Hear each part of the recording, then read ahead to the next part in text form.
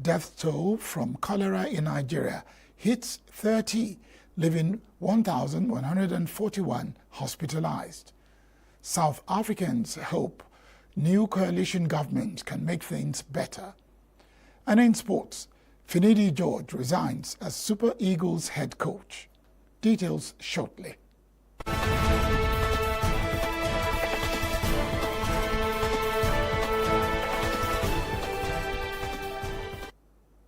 The chairman of Senate Committee on Media and Public Affairs, Yemi Adaramodu, says the 10th Senate is not contemplating putting a clause for seizure of state and local government funds in the proposed new minimum wage bill.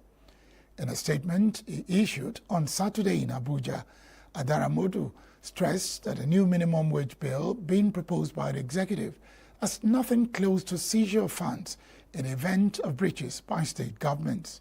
He was reacting to reports that the lawmakers have taken a position to propose to the presidency in the new legislation seizure of statutory allocation of states and local governments which default in the payment of a new wage. Adaramodu described the report as unfounded, submitting that it would be wrong to assume that the Senate would take a position on a bill that has not been submitted to it for deliberation.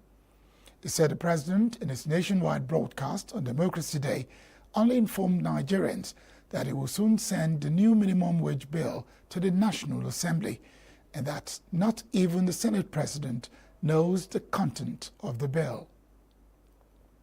President Bola Tinubu has approved the reconstitution of the governing councils and boards of federal universities, polytechnics, and colleges of education. A statement signed by the Permanent Secretary, General Services in the Office of the Secretary to the Government of the Federation, Nnamdi Mberi, named 560 individuals as chairmen and members of the various councils charged with effective management of the tertiary institutions. Among those appointed is the former governor of Osun State and pioneer chairman of the All Progressives Congress, APC, Bisi Akonde, who is to chair the governing council of the University of Ibadan. Renowned lawyer and senior advocate of Nigeria, Wale Olanikpekun, was appointed as the chairman of the governing council of the University of Lagos, while Isa Yugoda chairs the board of the National Open University. Adebayo Shitu, Moise Baneri, and Senator Florence Itagiwa were appointed as chairpersons of the governing boards for David Umar University of Medicine in Ebonyi State, Federal University of Transportation in Katsina State, and Federal Polytechnic in Ugep, Cross River State, among others. Recall that the president had ordered the review of the governing councils and boards after public outcry that their nominations did not reflect the federal character principle, and had assured that the review would take into consideration national spread.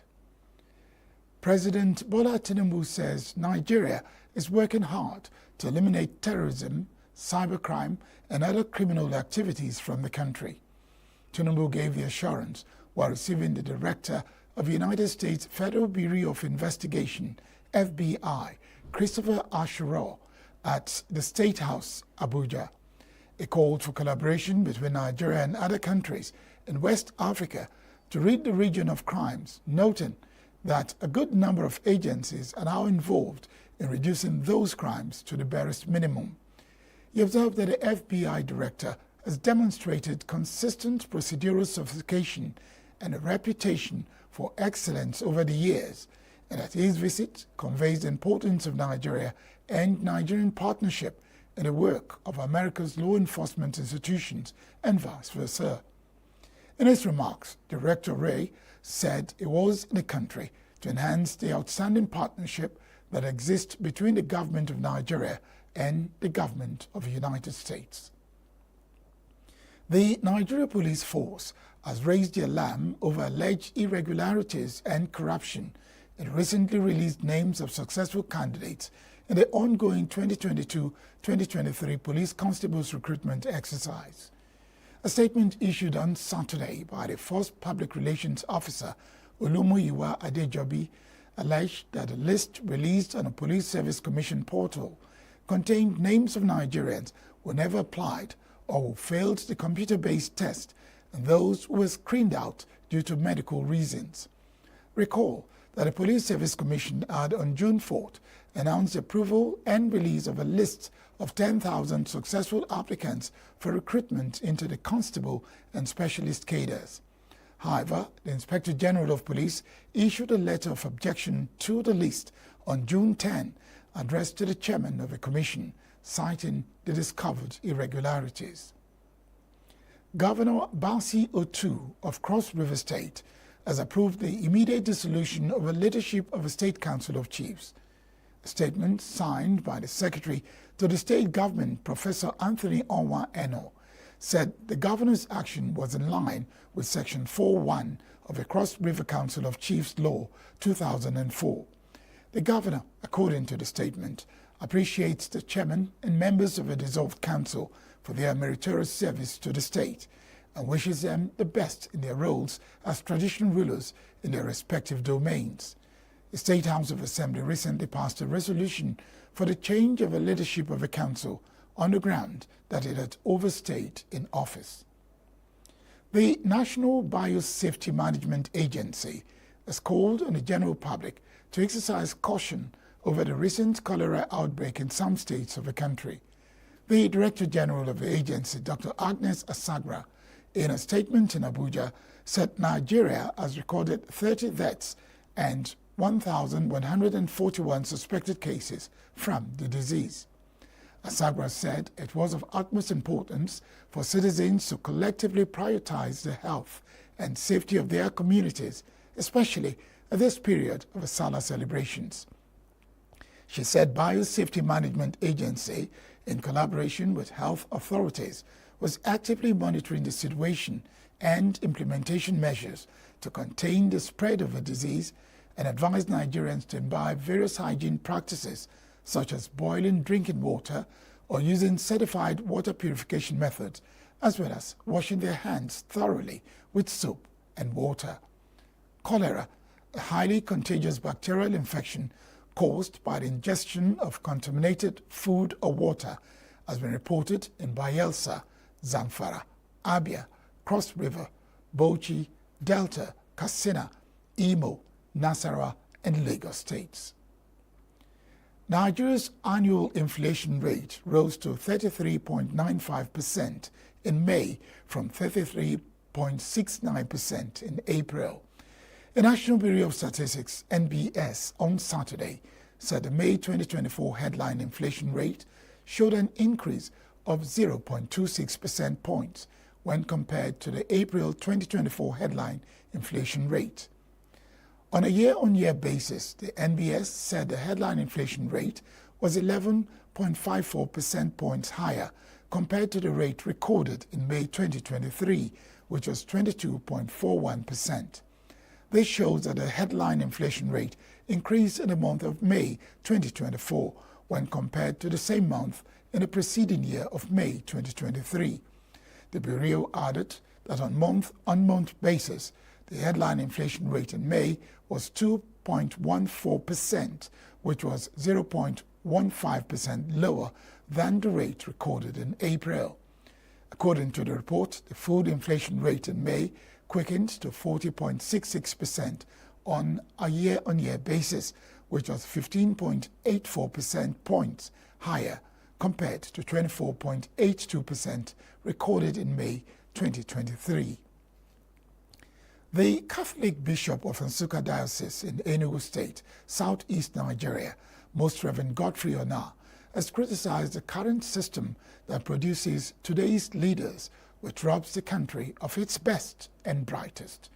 Bishop Ona bared his mind at the burial ceremony of Senator Ayo Gweze in his hometown, Enugu-Ezike, in Igboeze North local government area of Enugu State.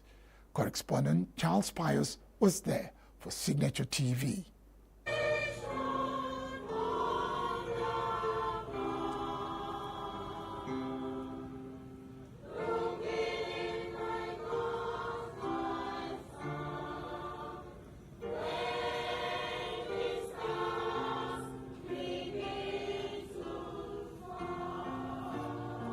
Bishop Godfrey Igwebuike Ona of the Nsukka Catholic Diocese criticized the current system that produces today's leaders in Nigeria. Speaking at the burial ceremony of Senator Ayogo Eze in his hometown, Enugu Ezike, the bishop emphasized the urgent need for a more efficient and effective process to ensure the emergence of competent leadership for the people. I also salute all the institutions of government, all the members of institutions of government were here. 2 days ago, we celebrated so-called Democracy Day.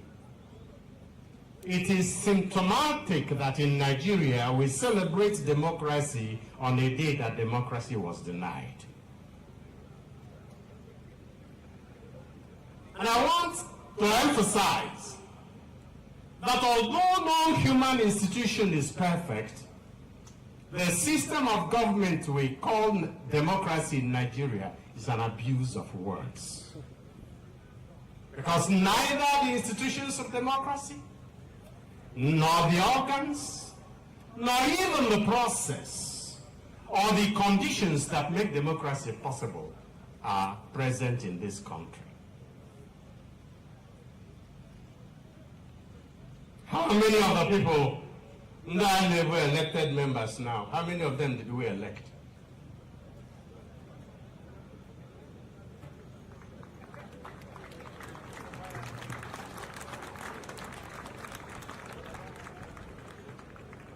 Bear in mind that the difference between a person who takes by power, by the force of arms, through coup d'etat, and those who take power by the power of money and power, the difference is only a question of method. They are all coupists, golpists, all of them.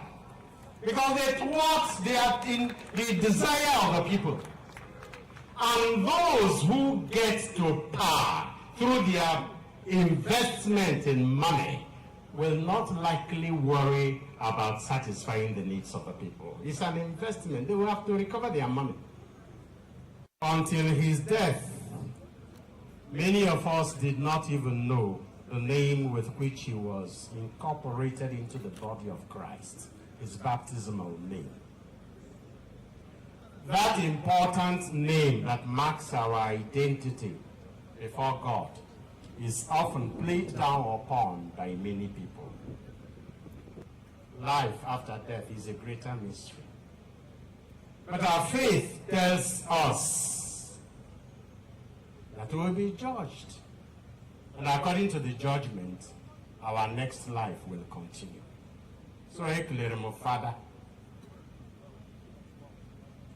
I'll make the family of Senator Ayogo Eze. You have to know that our faith sustains us in situations like this.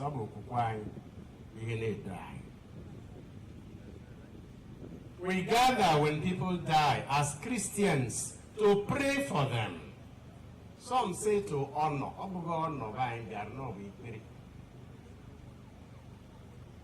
The homilist reminded us the judgment is severe, objective, and clear.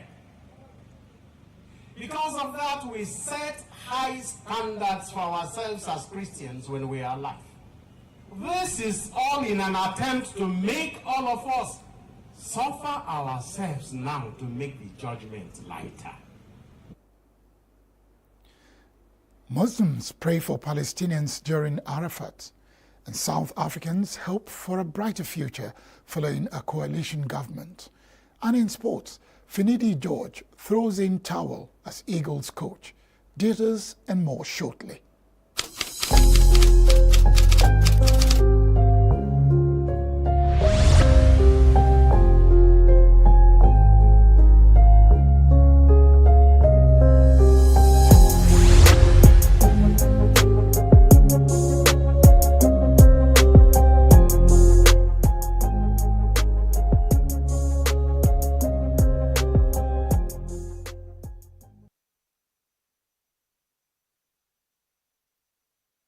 As public holidays to mark this year's Eid al-Adha celebration, The Minister of Interior, Dr. Olubunmi Tunji Ojo, who made the declaration on behalf of the federal government, congratulated all Muslims, both at home and in diaspora, on the occasion. He called on the Muslim Ummah to continue to imbibe the spirit of peace, kindness and sacrifice, as exemplified by Prophet Ibrahim, and to pray for unity, prosperity and the stability of the country. The minister assured that the administration of President Bola Tinubu is committed to safeguarding the life and property of all Nigerians, and advised Nigerians to resolve to hand over a prosperous Nigeria to the future generation. Holding umbrellas to shield from the scorching sun, thousands of Muslim pilgrims attended the prayer in Mecca on Saturday, the annual Hajj's most important day. Sheikh Maya al-Muwakkil gave his sermon on Arafat Day at Al-Nimra Mosque, calling on worshippers to pray for Palestinians who have been harmed and who have suffered from their enemies' shedding of blood, corruption of the country, and the prevention of the arrival of what they need from food, medicine, and supplies. The fifth pillar of Islam, the Hajj, is mandatory once in a lifetime for every able-bodied Muslim who can afford it, and is the most significant manifestation of Islamic faith and unity. Pilgrims will stay until sunset before moving to Muzdalifah Plain, where they will gather pebbles to throw at stone columns symbolizing the devil. The ritual stoning marks the first day of Eid al-Adha, or the Feast of Sacrifice, which will be celebrated by Muslims across the globe on Sunday, June 16th. South Africans woke up to a new government of national unity on Saturday, with some hoping the new coalition will bring positive change for the country. The African National Congress and its largest rival, the white-led Pro-Business Democratic Alliance, agreed on Friday to work together in South Africa's new government of national unity, a major change after 30 years of ANC rule. The accord allowed President Cyril Ramaphosa to win a second term in office, which was unthinkable. Some Cape Town residents said they're happy that the ANC won't run the country alone. Because now obviously there's going to be going ahead. Everything is going to go smoothly and fine. So everyone knows now who is going to be the actual president. And that makes me happy also. Yeah, I feel so proud about it. At least there's no only one, only ANC is going to run the country. With DA also, they're going to work together so that everything can become better. I'm feeling very depressed because we want to give DA, one of the DA leaders, we want to give him also a chance because Cyril Ramaphosa and the ANC, there's lots of corruption. They don't, every year is the same things, just a different flavor. Japan's Prime Minister reaffirmed his country's support for Ukraine on Saturday, following the close of a Group of 7 G7 summit in Italy. Fumio Kishida reiterated the view that Ukraine today could be East Asia tomorrow, saying that Japan was considering further sanctions against Chinese organizations thought to be supplying Russia's military. A draft of a G7 leader statement released at the end of the summit included a pledge to take action against Chinese financial institutions that help Russia obtain weaponry for its war against Ukraine. Kishida spoke to reporters in Italy shortly before boarding a flight to Switzerland, where he's scheduled to attend a summit aiming to sketch out a path to ending the war in Ukraine. Ukrainian President Volodymyr Zelensky met the host of the Ukrainian Peace Summit, Swiss Federal President Viola Amhed, on its first day of the event on Saturday. World leaders began gathering in Switzerland for the summit aimed at pressuring Russia to end its war in Ukraine, but the absence of powerful allies of Moscow, such as China, would blunt its potential impact. Dozens of allies of Ukraine will take part, but China is staying away after Russia was frozen out of proceedings on the grounds that it had dismissed the event as a waste of time and had no interest in attending. The talks are expected to focus on broader concerns triggered by the war, such as food and nuclear security and freedom of navigation. And sources say a draft of a final declaration identifies Russia as the aggressor. Around 100 countries and organizations have committed to the two-day gathering at the Bungenstock, a mountaintop resort in central Switzerland. Beaches on Singapore's Sentosa Island were closed on Saturday after an oil spill spread from a nearby shipping terminal to the tourist hotspot.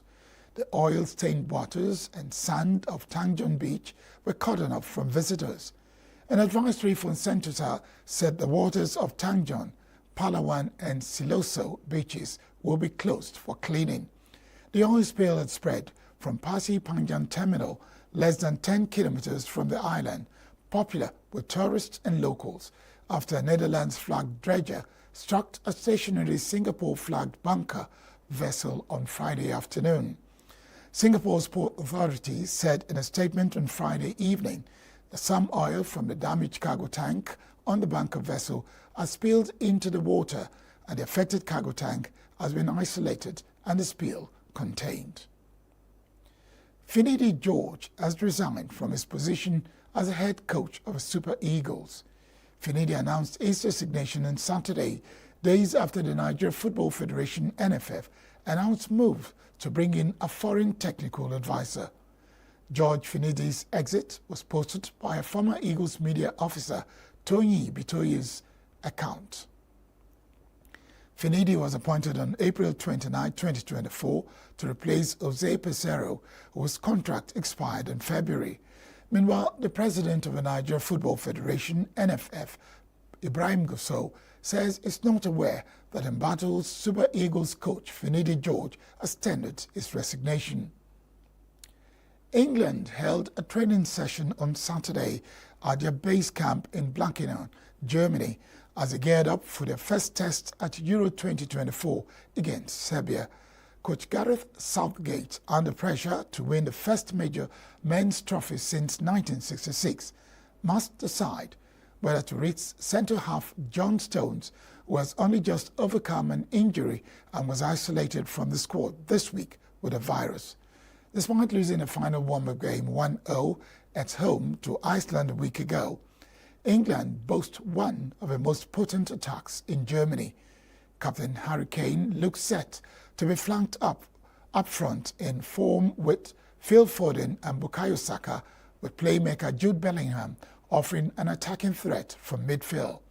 But it is in defence where England, who lost the Euro 2020 final to Italy in a shootout, look less formidable.